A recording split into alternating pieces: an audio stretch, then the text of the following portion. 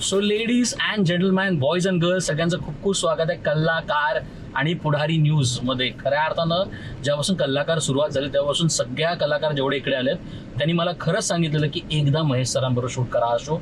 आणि नवीन वर्षात महेश सर खूप खूप स्वागत आहे. पहिलंच thank you so much to getting me on this ride. आणि सगळ्या कलाकारांनी सांगितलंय की this is gonna be the best, this is gonna be the best. कारण तुमचं कारचं पॅशन हे सगळ्यांना माहिती आहे, तुम्ही ड्रायव्हिंगचं पॅशन सगळ्यांना माहिती आहे, द स्पीड ऑल्सो सगळ्यांना माहिती आहे. आणि आज आपण लावणार इथे मला सांग 550 100 मीटर नाही चालवतोय, ऍक्सिलेटर दाबता येत.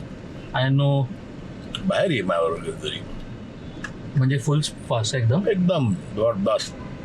इथे काय नाही होत, इथे आराम आहे. अगदी चालत माणूस लवकर पोहोचू शकेल. पण सर कल्ला आणि कार या शोचं नाव आहे महेश सर. सो सगळ्यात अगोदरचा प्रश्न हाच आहे की ही ड्रायव्हिंग व्हील पहिली गाडी कधी हाती आली? When did you started driving all together? मी कुठे ड्रायव्हिंग स्कूलला गेलो नाही. Right. कारण ते वेग स्टोरी आमची कॉलनी होती ना, तशी आमची आतमध्ये होती छान भेटी आणि गार्डन होतं मोठं, त्यामुळे पार्किंग बिर्किंगसाठी चिकार जागा होती आमच्या इथे. तशा बऱ्याच वेळेला काय व्हायचं, अशा गाड्यावरून खूप चोरीच्या गाड्या यायच्या तिकडे, पण लोक ठेवून जायची आणि मग काही आतमधलं स्पीकर बिकर काढून ना, तर ते काही दिवसांतर पोलीस येऊन घेऊन जायची ती गाडी. राईट. आम्हाला तर वाटतं कुठल्या तरी कोणाकडे तरी आली असेल, आम्हाला काय माहिती ना कुठली गाडी. खूप दिवस राहिली तिकडे, कोणीच उघडली नाही तर आम्ही कंप्लेंट करायचो. राईट. खूप दिवस एक गाडी कॉलनीत आमच्या पार्क आहे, तर ते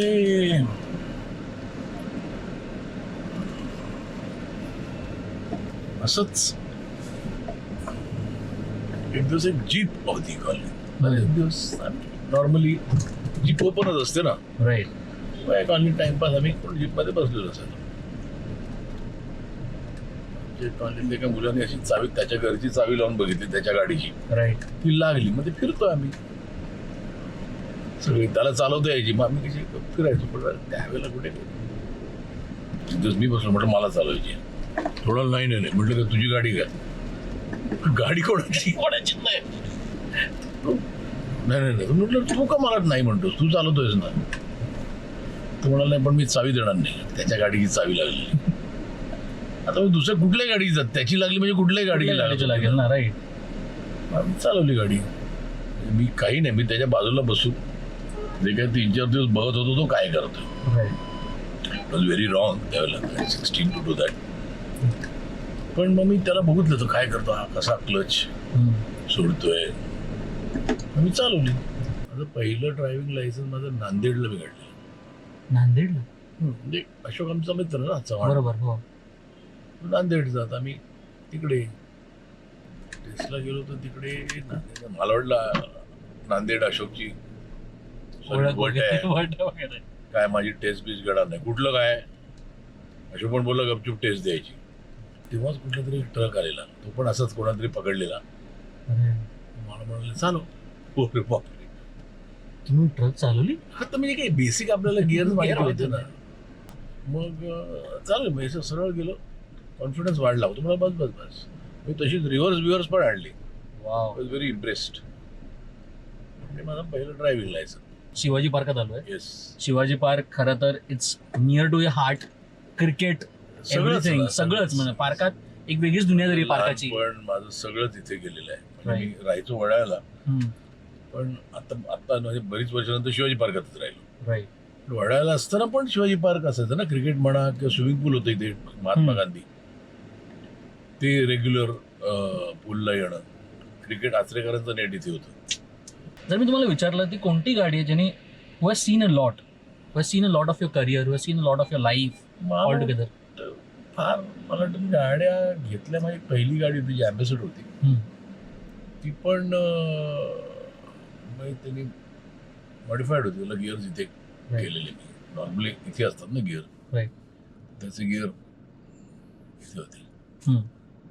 ती होती माझी. पण फार मी गाड्या बदलत राहिलो. हो, म्हणजे अशी ठेवलेली अशी गाडी खूप दिवस असेल तर मला वाटतं माझी जी पहिली म्हणजे ह्या नवीन नवीन आलेल्या गाड्या राईट. झालं म्हणजे फिएट अँबॅसेडर नंतर जन्माला आलेल्या गाड्या जन्माला आलेला गाड्या. राईट.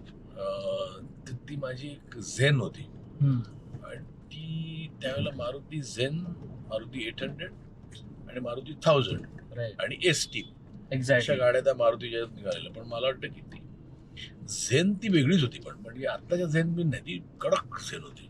स्ट्रॉंग. अरे फॅन्टॅस्टिक गाडी होती. मी खूप दिसायला लहान होती पण ती कमालीची स्ट्रॉंग. कमालीची स्ट्रॉंग होती, कमालीचा पिकअप होता.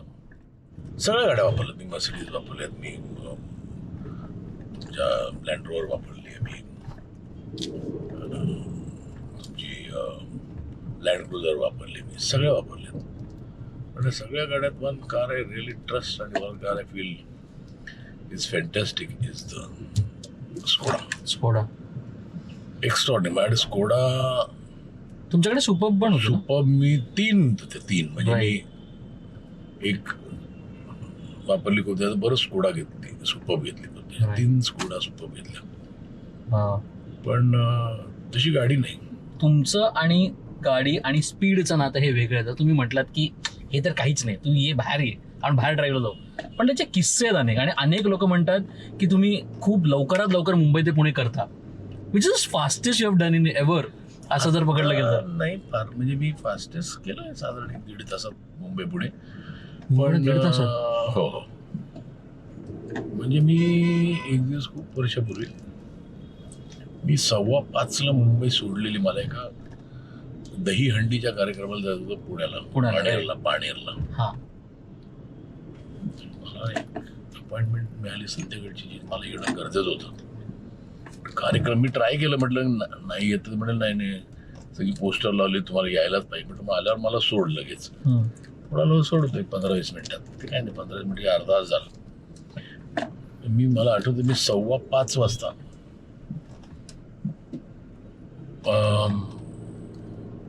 शिवाजी पार्कहून निघालो पुण्याला त्याला संध्याकाळी. आणि मी तो कार्यक्रम आटपून तिकडे अर्धा तास स्टेजवर बसून त्यांना शिव्या घालून की मला जाऊ दे. मी 8:45 पाली हिलला पोचलो होतो, आमिर खानच्या घरी. तर सगळ्यात पहिल्यांदा मला रिसेंट गप्पा मारायच्या त्या म्हणजे तुमचं युट्यूब चॅनल जे तुम्ही खऱ्या अर्थानं हे केलं आणि देवेंद्र फडणवीस जे CM आहेत आता महाराष्ट्राच्या, त्यांचा तुम्ही इंटरव्ह्यू घेतलात. So what was all together. आणि खूप वेगळं नाव आहे हो, वॅकी नाव आहे, समथिंग वॅकी, समथिंग डिफरंट. थोडंसं नाव पण मला वेगळंच हवं होतं.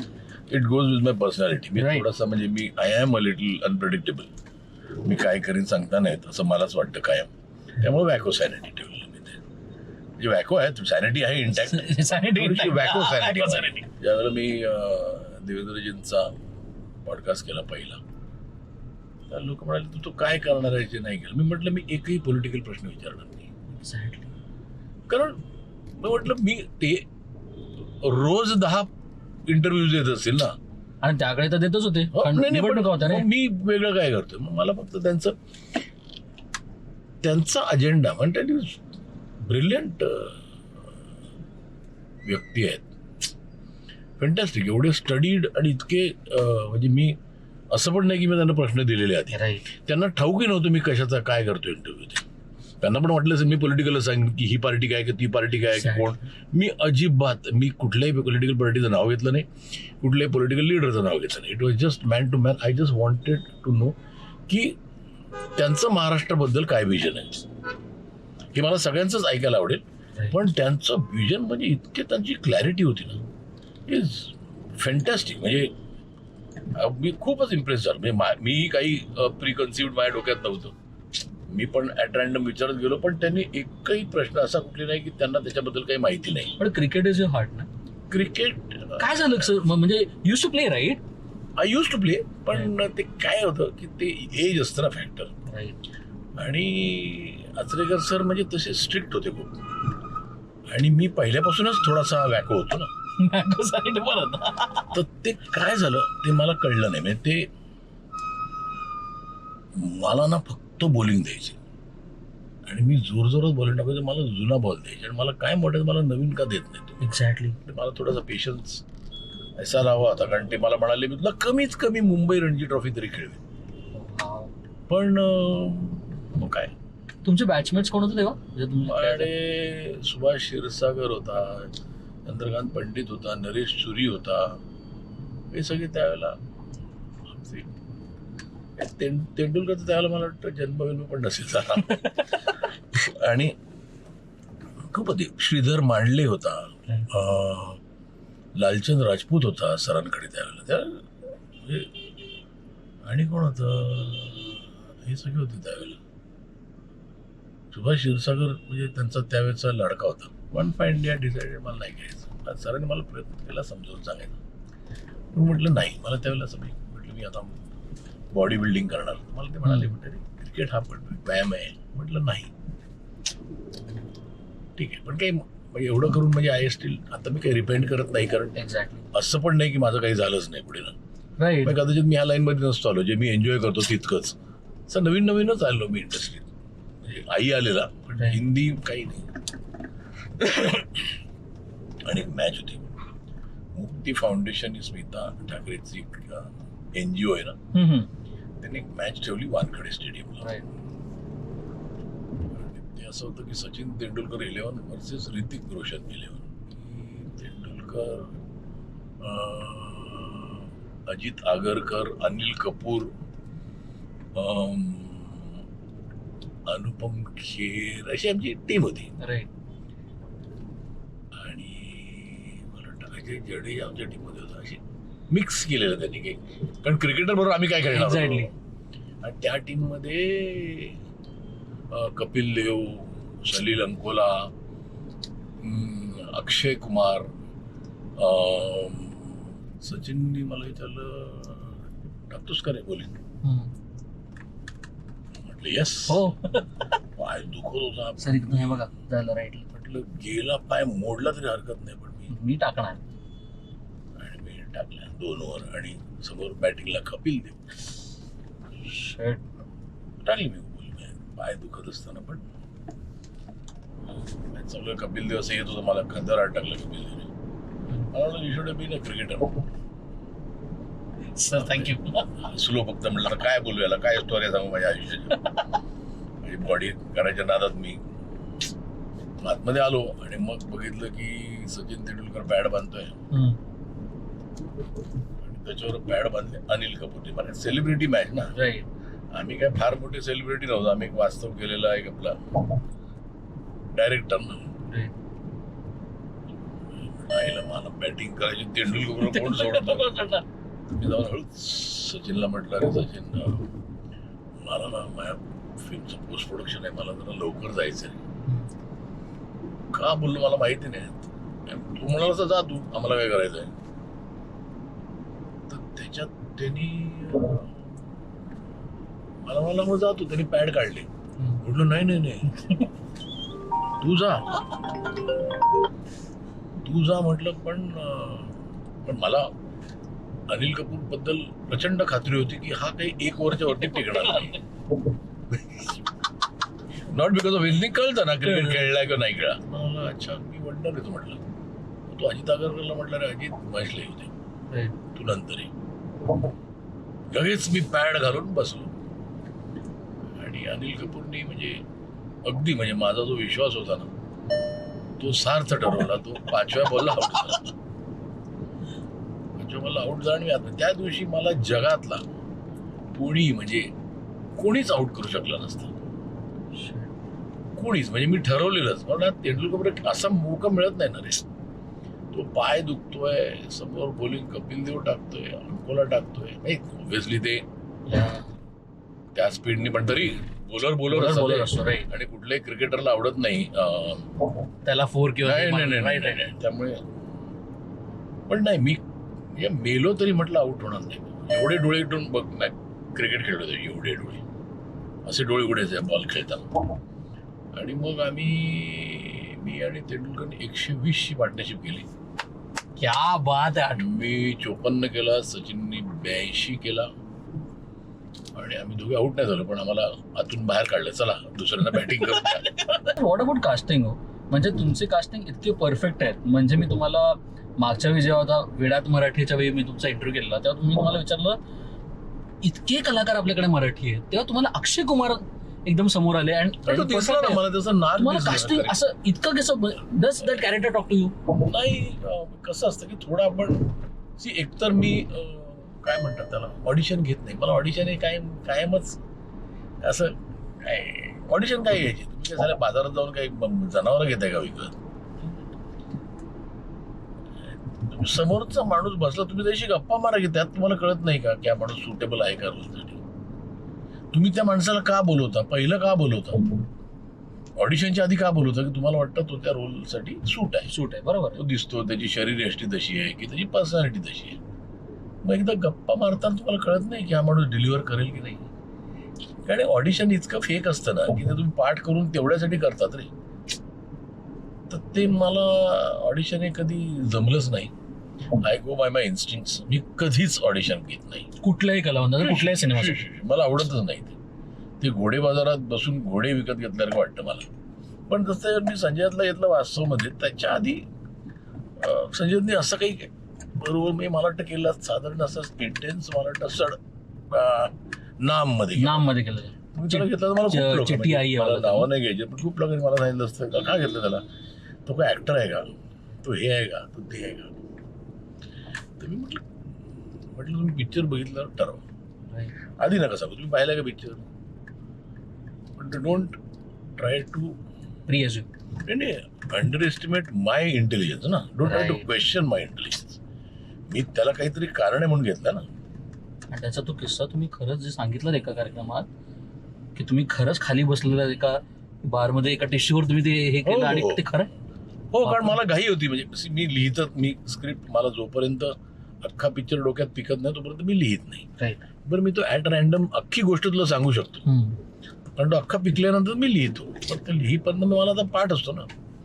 पण त्याच्याकडे जायचं म्हणून म्हटलं रे कुठेतरी अडकायला नको म्हणून मी त्या दिवशी म्हटलं त्याच्याकडे जातोय म्हटलं पटकन कुठे म्हणून त्याचे पहिले 22 सीन मी एका टिश्यू पेपरवर नाही, नोटपॅड त्याच्याकडे असतं ते बारच्या बिल पासून त्याच्यावर लिहिले 22. त्यानंतर मला लक्षात आलं 22 म्हटलं पुढे सगळ्यात मला माहिती आहे. पण हे सांगायला ते मला खूप चांगलं काय वाटतं की ते जे मी पहिले 22 सीन त्या पॅडवर लिहिलं तेच आहेत पहिले 22 सीन माझे. ते मराठी इंडस्ट्री तर मला वाटतं नाटकवाले माझे सगळेच घेतले. म्हणजे भरत, मकरंद दानासपुरे, संजय नार्वेकर, भरत जाधव, सतीश राजवाडे सगळेच होते. अतुल काळे गँग होती माझी. नटसम्राटची प्रेस कॉन्फरन्सने किंवा एक 50 कोटी नटसम्राटने कमवल्यानंतर तुम्ही एक मस्त कार्यक्रम केलेला. तर तुम्ही असं म्हटलं, तुम्हाला एक प्रश्न विचारण्यात आला की Amitabh Bachchan would be interested in Hindi Natsamrat. तर तुमचं एक उत्तर होतं की ही वोंट इम्प्रेस मी आताच्या घटकेला. नाही तुम्ही का म्हटलं असं? सांगतो कारण काय हे मी आधी बोललेलं, पण मला वाटतं फार ते बाहेर आलेलं नाही. मी हा नटसम्राट हिंदीतच लिहिलं पिक्चर. हा लिहून हिंदीतच रेडी होता आणि तर मी अभिजींना ऐकवलेला. तर त्यांना तो भयंकर आवडलेला आणि त्यांनी सांगितलं महेश मला करायचं पिक्चर, पण मी हा पिक्चर करताना मला बाकी काहीच करायचं नाही. म्हणजे मला काहीच डिस्ट्रॅक्शन नको. तू एक सब्जेक्ट किती दिवस घेऊन जगशील. मी जवळजवळ वर्षभर होऊन गेलो आणि काही नाही. सर मला सांगता मी करतो. 1.25 वर्षानंतर मी त्यांना म्हटलं की सर मी मराठीत करू का पिक्चर. पण तुम्ही म्हणाले see Mahesh, how can I ask you to wait, because if you ready to wait असं होतं. नरवा कुंजुरावा होतं. मग मी तो मराठीत केला. कळलं. पण आफ्टर डुईंग इट असं म्हणत नाही की अमिताभ बच्चन आता मला अमिताभ बच्चन करताना ती एक्साइटमेंट नाही राहणार, कारण मी एकदा केलाय. राईट. कळलं. तुमच्या त्या कॅमेऱ्यातून जेव्हा विक्रम काका आणि नाना काका एका सीन मध्ये होते, you were the happiest person in the day. Vikram Gokhale हे माझ्या आयुष्यात मी 2 पिक्चर केले. मला वाटतं की मग त्याला त्याच्या केपेबिलिटीजच्या 2% पण नाही मिळालं. तो इतका थोर नट होता, म्हणजे कुठे होता तो, म्हणजे कोणीच नाही. म्हणजे सॉरी टू से कुठले हिंदीतले पण मोठे मोठे नट नाही इतका तो टॅलेंटेड होता. पण काय म्हणतात त्याला एक लागतं ना, काय ऍक्टर ब्रिलियंट म्हणजे. आणि त्याला काही तोंड उघडलं की तो ब्रिलियंट ब्रिलियंट स्पीच, सगळं. Pauses, everything. विक्रम गोखलेवर पिक्चर केले, नाना पाटेकरवर पिक्चर केले, हे मला पुरेच आहे. मी सीमा बिस्वास बरोबर पिक्चर केलाय, मी शशांक शेंडेबरोबर पिक्चर केलाय. For me it doesn't matter की तुम्ही किती मोठे स्टार आहात. मला ह्या ॲक्टर्सनी मला खूप काही शिकवलं आयुष्यात. म्हणजे किती आलं पण आपटावं, पण खेडेकर सारखे नट नाहीत रे हिंदीमध्ये. सचिन खेडेकर काय उजवत नट आहेत. एक्झॅक्टली. त्याचा सक्सेस किती काय it doesn't matter, it doesn't make him any lesser actor ना. तो ऍक्टर ब्रिलियंट आहेच. पण एक व्यक्ती ज्याला तुम्हाला इकडे बसवायचं आणि निखळ गप्पा मारताना ड्रायव्हर घेऊन जायचं, ती व्यक्ती कोण असेल आणि का? ड्राईव्हला न्यायला किंवा असंच गप्पा मारायला तुम्हाला एक लॉंग ड्रायव्हर त्यांना घेऊन जायचं, ज्यांचं तुम्ही अजूनपर्यंत केलं नसेल, की त्यांना घेऊन जायची इच्छा असेल ड्रायव्हर, ते कलाकार कोण आहेत? मला ड्रायव्हर न्यायला आवडेल